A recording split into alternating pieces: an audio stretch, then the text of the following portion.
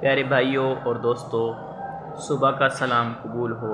السلام علیکم ورحمۃ اللہ وبرکاتہ۔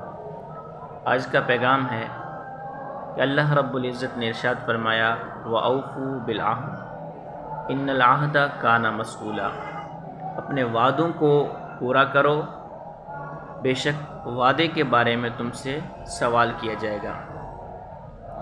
تو مومن بندے کو چاہیے کہ پہلے تو چھوٹی موٹی چیزوں پر ہر کسی سے وعدہ نہ کرے، لیکن جب ایک مرتبہ وعدہ کر لے تو پھر کبھی بھی اس سے پیچھے نہ ہٹے۔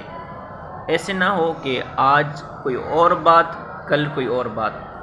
اس طرح پھر انسان کا امیج خراب ہوتا ہے، انسان کا وقار مجروح ہوتا ہے۔